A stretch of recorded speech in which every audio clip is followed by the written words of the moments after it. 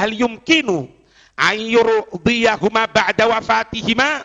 Apakah mungkin seorang anak itu membuat ridho kedua orang tuanya sedangkan kedua orang tuanya sudah wafat, sudah meninggal dunia?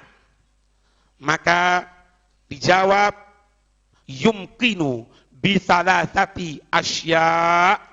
Mungkin anak tersebut membuat ridho kedua orang tuanya meskipun kedua orang tua itu meninggal dalam keadaan murka kepada anaknya. Mungkin anak tersebut untuk membuat ridho kedua orang tuanya dengan 3 perkara. Awaluha, yang pertama, ayakuna solihan. Anak tersebut menjadi sosok anak yang soleh, anak yang taat, anak yang istiqomah di jalan kebaikan Allah Subhanahu wa ta'ala.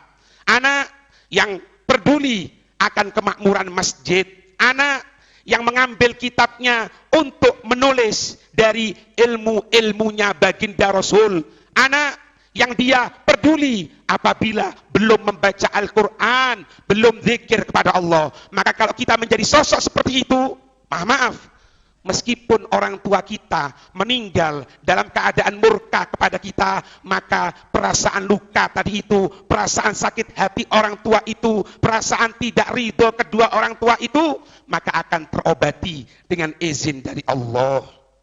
Menjadi sosok anak yang soleh. Wathani, yang kedua, ayyasila qarabatahuma wa asdiqaahuma. Anak tersebut menyambung tali kekerabatan, tali pertemanan kedua orang tuanya tersebut. Ada kerabat, ada paman, ada misanan, ada mindoan, ada ini, ada itu, namanya macam-macam lah. Ada teman-teman orang tua kita, ada bapak fulan, mungkin ibu kita punya teman ibu fulan, kita datangi, kita sambung tali kekerabatan, kita sambung tali persahabatan, tali kekerabatan yang pernah terjalin pada ketika orang tua kita masih hidup. Itu cara yang kedua. Jangan lupakan hadirin. Terkadang jangankan kepada paman, jangankan kepada misanan, kepada keponakan sendiri lupa. Keponakannya montang-manting untuk mencari dunia, kesulitan. Kadang-kadang untuk beli susu anaknya tidak mampu. Kadang-kadang sampai berani berbuat hal-hal yang kriminal. Tapi pamannya bergelimang harta, tidak memperdulikan. Mungkin ada kesalahan sedikit, mungkin ada akhlak yang tidak bagus dari keponakannya, tapi semuanya menutup kebaikan dari orang tua, yaitu paman kepada anaknya tersebut. Fala haula wala quwata illa billah.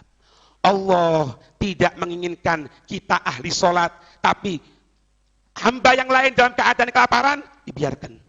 Allah tidak menginginkan kita ahli baca Quran, kita ahli dzikir, tetangga kita dalam keadaan kelaparan, kerabat kita dalam keadaan kelaparan, lebih-lebih orang tua kita sendiri tidak kita jamin, sehingga sudah umur 60, 70 tahun masih kerja membanting tulang. Anaknya ongkang-ongkang di rumahnya, rumah yang penuh dengan fasilitas, kamar penuh dengan AC, tidak keluar kecuali menggunakan mobil. Tapi orang tuanya dibiarkan kepanasan. Pertanyaan, apakah pantas orang seperti ini menikmati fasilitas surga? Yang ketiga, yang bisa dilaksanakan, ayyastaghfira lahuma. Memintakan ampun untuk kedua orang tuanya.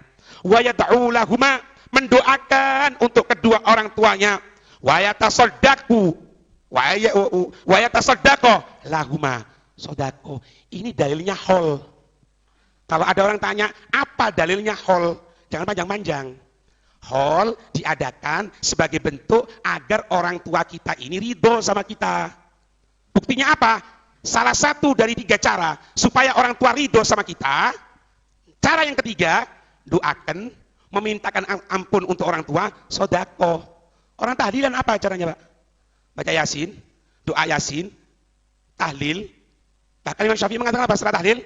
Kalau tidak mengucapkan Allahumma ij'al wa ausil thawaba.